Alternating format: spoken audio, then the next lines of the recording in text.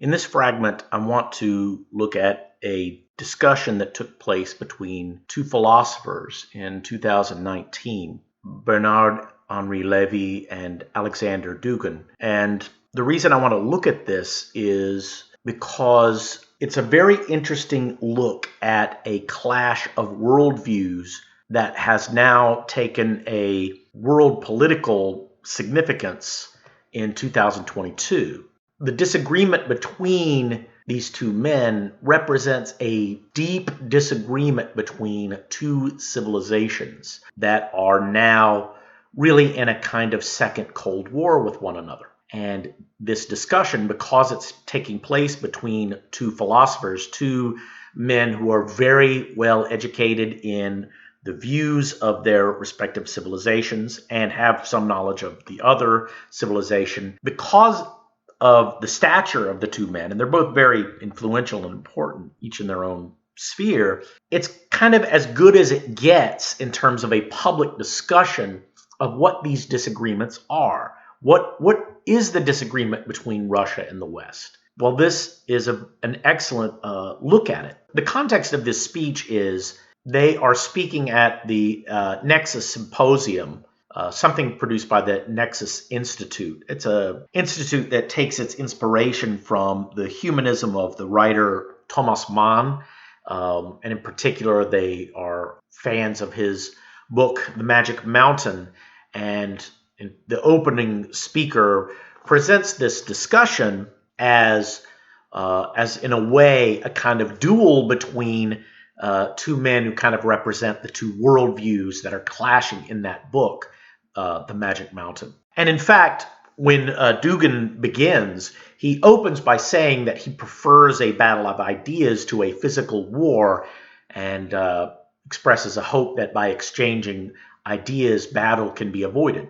But as we know now, 3 years later, battle was not avoided. And in fact, we don't really know, as I'm at the time of me recording this, we don't really know just how far it's going to go. And so Dugin's view, and we can look at this to some degree as the view of Russia. That's not entirely, like, he doesn't really speak for the entire Russian civilization. He doesn't speak for Putin. That's not entirely accurate to say. But as a kind of shorthand, he's a good representative of that civilization, and certainly is worth keeping in mind. And Dugin's view, as he expresses at the beginning, is that we're at the end of political modernity, which means that so if you read his book, and I'm going to link to a discussion of Aleksandr Dugin that a YouTuber named Keith Woods made. It's a great introduction to Dugin's thought. You can find a link in the description below. Dugin has a work called The Fourth Political Theory, and in that work and others, he presents his political view, or he presents the need for a fourth political theory as something arising from this end of modernity that he introduces in this debate. And what his idea is that the 20th century was a clash of political ideologies. And those ideologies were, in order of appearance, liberalism, which actually appeared in the early 19th century, communism, which appeared a little bit later, and then fascism, which appeared in the 20th century. And then those three, he believes that those three are all part of the same thing in a way. And in this, he includes liberalism, who his opponent speaks for liberalism and does not have this view.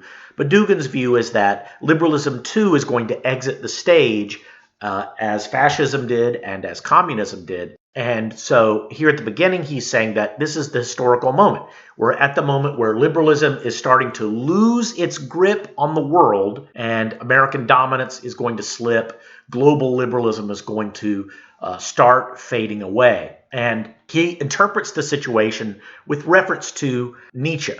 And in particular, he says, modernity began with man killing God in order to liberate himself, but this ended up being a kind of suicide. It led to nihilism, and we are now in the last stage of nihilism. He mentions that Levy himself, in one of his books, refers to the global liberal system as a kind of system of nihilism in that it is based on nothing. And he asks, well, why should you defend this system? Why are you fighting for a declining modernity? And Levy's defense, so Levy speaking for liberalism, let's say, the defense of liberalism is that he's fighting for political modernity.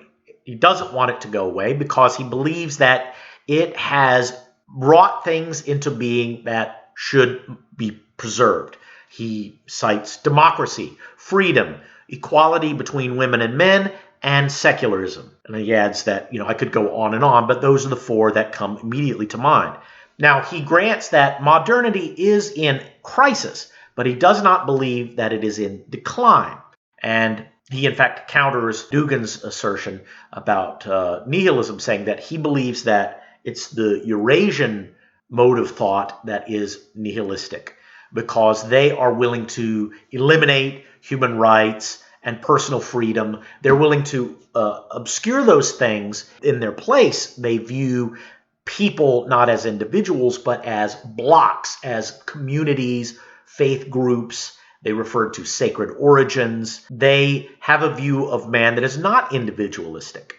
Now, Levy doesn't say individualism, but essentially he is defending the individualism of the West, and Dugin is attacking that. And Levy's perception of that attack is that it's an attack on human rights and personal freedom, which should not be lost.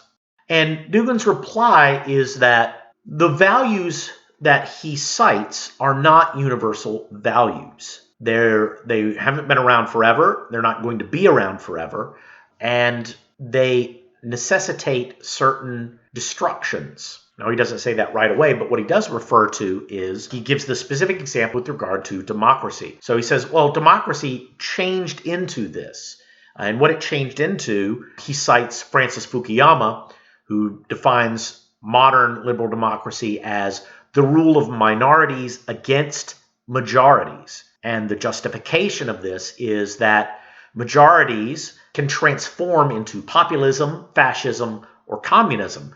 And therefore, in the interests of avoiding totalitarian excess, the minorities are allowed to dominate. And Dugin says he doesn't share that value, that he doesn't believe that that is what democracy should be.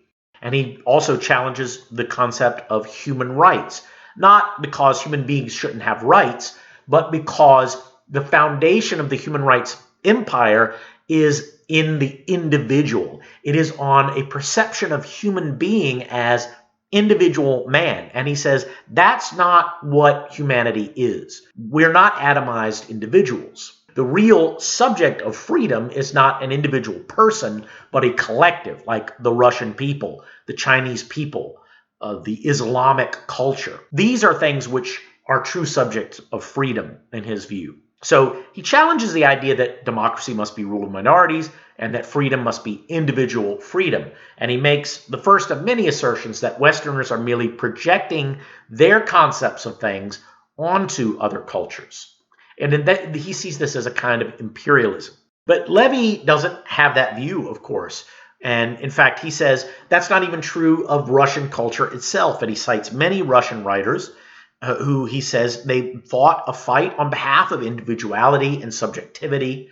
And they, even within the Russian culture, there was an appreciation of individualism. And as for the claim about democracy, he doesn't agree with Fukuyama's take. He can't quite defend modern democracy as defined by Fukuyama. He just says, well, I don't know about that definition, but he says, well, it's a complex thing. Democracy evolves over time. It enriches itself over time. What distinguishes it from authoritarianism, though, and he connects that authoritarianism to the way Putin rules Russia, is its openness.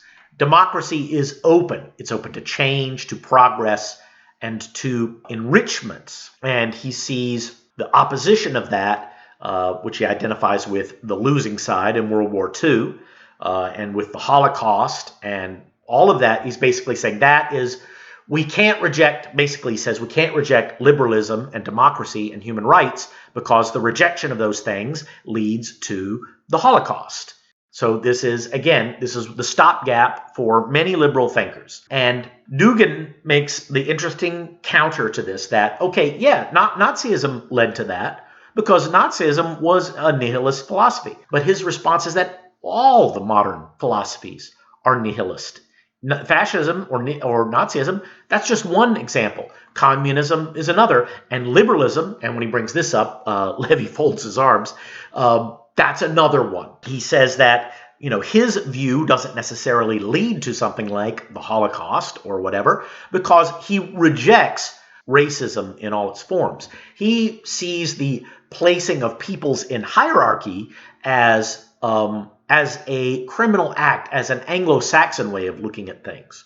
And in fact, he says that, well, the crimes of erasing peoples are now being done by the globalists, because the globalists are effacing cultural differences in the name of increasing tolerance. And he directly references, since Levy made his claim on the basis of openness, he references where that comes from, which is the philosopher Karl Popper and his theory about the open society. And Dugin's take on that is that the tolerance that is promoted, the openness that is promoted by liberalism, is an openness only to others who are liberal. And in fact, if you read Popper and you look at something like the paradox of tolerance, you see that, in fact, liberals do not feel themselves under any obligation to tolerate non-liberals. And he says, well, that's just another Manichaean division.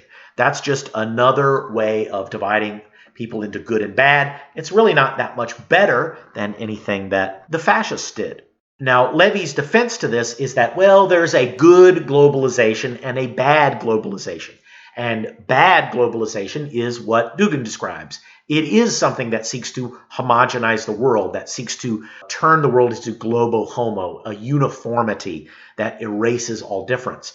But he goes back to his idea that globalization is an openness to the other. It is a building of bridges between civilizations. And he wants globalization to mean that. Not that it imposes the West's values on others, but that it takes the good things that were invented by other civilizations and incorporates them into itself.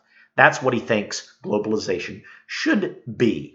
Dugin's reply, and there's a little aside where he accuses Dugin of sort of being an anti-Semite, and he cites a page in one of his books, and Dugin defends himself against that. And then he returns to this idea that totalitarianism was a feature of fascism, was a feature of communism, and is becoming a feature of liberalism. And if you watch my other videos, you can see some arguments that I put forward that there is some reason to see this. And one example that I cited was the suspension of the Canadian Charter of Freedom in the name of putting down a trucker rebellion. This was an easy slide to totalitarianism, which was ignored as such, was treated as unproblematic by the media. And I'm bringing that up because Levy later championed the media. But the media said nothing about it. It really did nothing about it. But Dugin's point of view is that he does oppose totalitarianism. He doesn't see his rejection of liberalism as necessarily requiring a totalitarian politics or necessarily ending in a totalitarian politics. Levy returns to his attack of seeing other civilizations as blocks of people rather than as collections of individuals. He doesn't like this. Now, he's a true liberal in that way. Liberals are individualistic, and Levy sees it as problematic to conceive of civilizations as big blocks, like the Russian bloc or the Orthodox world bloc, the Chinese bloc, the Islamic bloc. And he refers to the work of Samuel Huntington and the Clash of Civilizations. And he suggests, and again, liberalism is a key idea in liberalism is also harm reduction. And one key idea is if you see things as blocks, that does, if you read Samuel Huntington, it does tend to suggest that, well, then that means there's going to be conflict. These blocks will conflict with each other. And And so he says this is a discourse of war. And as a practical example of this, he cites the actions of Putin. And he says, well, what Vladimir Putin is doing is a demonstration that your philosophy leads to conflict of civilizations.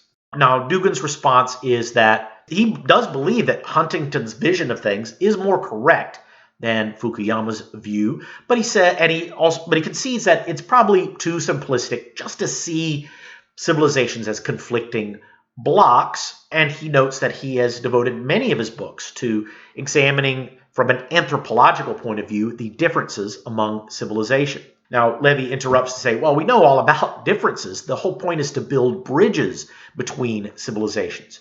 And Dugin's reply is, it's premature to build bridges if you don't understand the structure of the other. And the justification for this is a practical justification. Like you can't build a bridge if you don't have a solid foundation on both sides of where you're building that bridge. And that foundation, that's true literally in the physical world, and in the intellectual space that he's talking about, you have to really understand what the other civilization is that you're trying to build to. And he believes the West projects itself onto others rather than understanding others. Now, Levy's response is that, well, there's whole departments at the universities that are devoted to the study of the other and the otherness, and they make very detailed looks into these cultures. And on its face, that does seem to be correct. Dugin will reply to this later. Before he can reply, Levy goes on to make another comment about conflict, and he asks Dugin what he thinks about Russian aggression against Crimea and the Ukraine. So they have a little aside on this. The upshot of the aside is that Dugin does seem to be, he is not as abhorrent of all aggression in the way that Levy is. That doesn't necessarily mean that his point of view is incorrect, but it does mean that his view does suggest more openness to conflict among civilizations. Okay, well, so be it. And then Levy says, well, maybe what we need to do is we need to do the best we can in international affairs to follow international laws. There was an architecture of security that was built after the Second World War, and we should follow it. What Putin did in Crimea and what he's doing now in Ukraine goes against that international law. Dugin agrees in principle, but he observes that law reflects a balance of power. And the original compact, that original security architecture, was put in place when the Soviet Union was able to maintain its interests. But after the Soviet Union collapsed, the Western countries were able to assert themselves more fully and shape international law more in their own interests, more in the interests of global liberalism. And he says, well, the Russians have now become strong enough to challenge this. And that's what's happening, basically, that the international law system is unbalanced. It became unbalanced in favor of the West. And now Russia, and also, he doesn't cite this, but it's just obvious to bring up, the Chinese have also become powerful enough, and they are also non-liberal, and they are now a counterweight to this liberal international order. And so we need to revise international law in a multipolar way that reflects the reemerging of civilizations like Russia and China. Now he goes back to the point that Levy made about the universities in America. And he says, yes, in the universities, they care about the other. They're reflecting the anthropology of people like Franz Boas, which he supports. But he says that viewpoint is not reflected in the politics of the West. Or if it is reflected in the politics, it's reflected in a fairly perverted way. And so that openness that he sees at the university that level, that doesn't show itself in politics. And he says that actually what's going on in the West is now an empire, really. An empire that's asserting its values over everywhere else. Now, Levy disagrees with this very strenuously, makes a hard argument against it. And he says, hey, look, we've often had multipolar worlds. That's nothing new. And respecting the other, not interfering in the process of other civilizations, he says we should do that. Again, I would go back to Dugin's point that this is not reflected. The way NGOs operate around the world, they don't respect the other. They do exactly what Dugin says they do. They impose Western liberal values on the countries where they are established. And they use their money and the help they bring to these countries to basically establish, Western views of what should be done. And they're unapologetic about this. Like, they say this is what they want to do, and they're very effective. So Levy can talk about respecting the other all he wants, but that is not the view that is taken by those who have political, economic, and military power. The people who have power in the world do, in my view, what Dugin says they do. They spread the Western view of things in an imperial fashion, in a very high-handed fashion. They impose it as much as they can. They don't impose it by force, but if you live in a poor country like Romania and people come around like the EU and say, if you want to be in the EU and take our money, you have to decriminalize homosexuality. Well, they're going to do that. But almost no Romanians support that. Now, Levy's going to say that's not a problem because he supports that. But Dugin is going to say that is a problem because it's not reflecting the people. It's not reflecting Romanian culture and its civilization. It's being imposed from outside. Okay, so let's return here. Levy says that, look, I'm not on the side of empire because the West is not destabilizing Russia. It's Russia doing that on the West. And he cites as proof of this Russian interference in the American election. And then he says, if you look at any extreme right party anywhere in the West, it always has received some kind of blessing from Russia. And if there's any crisis, there's always some kind of encouragement from Russia. The real one who is interfering and sowing disorder in the world is Putin. Now, here, Dugin can't respond to all of these claims because some of these claims are somewhat specious. And some of them may be true, but it's hard to know. The issue here becomes the issue that he raises, which is, how do we know these things? Because of the media. And he says, well, here is where we need to say, who controls the media? This is where I think Levy really does lose ground for me, and where Dugin scores his biggest point. Because Levy has this view of the media that I could only describe as rosy. Levy says readers and journalists control the media. Dugin's not having that. And he says, well, no. There's an epistemology that the media follows. It's a liberal epistemology, and that dominates everything and controls what they cover, how they cover it, and what people think is true to such a high degree that if you want to do anything outside of that, and he cites as a specific example the French president François Mitterrand and one of his advisors who said, we were unable to do much of what we wanted to do because of resistance that arose within the media as if out of nowhere. And this seeming to arise out of nowhere, Dugin is citing as evidence of this liberal epistemology that is governing the media, that is directing the media in all that it does. So Levy tries to defend this by saying, well, the difference between, he believes in free press, and he says the difference between Western media and Russian media is Russian media was founded by power brokers like Putin. The implication is Western media was not so founded, but it kind of was. It just was founded by such power brokers further back in time. Levy believes that Western media is trying to obtain truth. We have to search for truth. Truth does not descend, he says, like from Plato, from some abstract on high, and it doesn't descend from power centers or from the state. We can't obtain truth that way. We have to search for it. And therefore, a civil society animated by sincere will for truth, and which uses media to communicate within itself, that is what we need. My counter to this is that that's not what we have. And that's what Dugin's counter is. He says that's a very beautiful image. If that was the way things worked, I would probably agree with it. But that does not represent what happens. He says a political elite in the West is who rules, and they decide the truth from on high, just as Levy said Platonism worked. He says it works the same way. It's a political elite in the West. because there's many things that arise there that do not arise from the common people or from civil society. I cited the example of gay marriage. You could look at the trans issue. There are many other issues going on right now where, another issue would be immigration. These issues, if you look at them, the elites are the ones who get their way.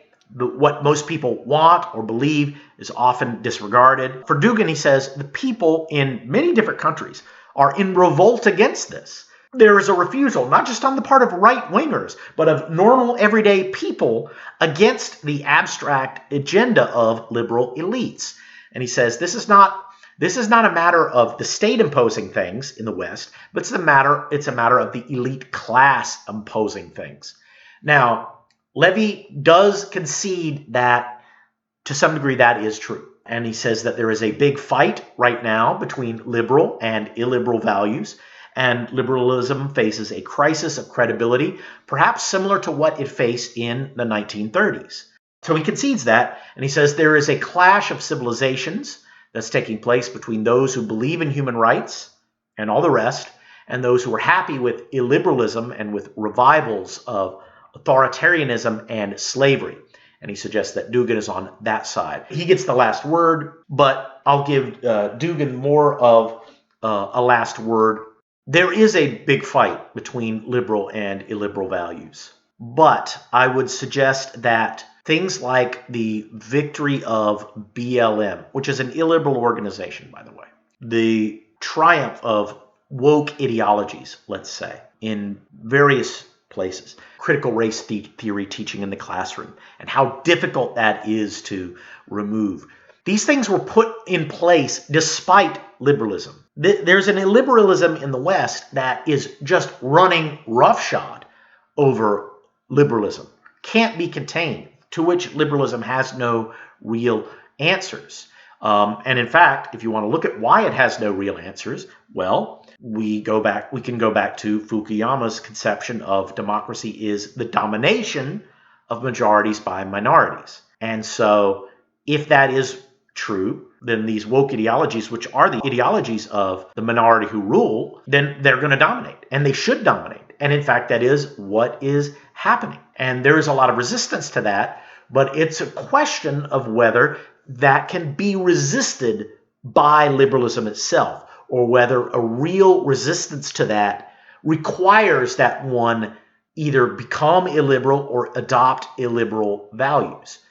That is a very open question. And if liberalism is facing a crisis of credibility, and more than just a crisis of credibility, I would say, an absolute crisis, an existential crisis, in my view. If it's not facing it now, it will face it quite soon. All the signs are there. Growing inflation, global conflict, more and more people that the system simply cannot convince and cannot win over to its causes. There's a clash coming, and how it can be resisted is an open question. But I would also say that the presence of something like wokeism and then Dugin's philosophy suggests that not all illiberal values are the same. Not all illiberal systems are the same. And that merely turning away from liberalism does not mean that one goes to one strand of illiberalism or another. Clearly, that's not the case. What is actually going to happen with regard to liberalism, whether Dugin's view is going to win out or some version of Levy's view is going to win out, I don't know. But this is the basis of their conflict, why they're conflicting, and I think this is a pretty good overview of what the stakes are in this conflict today.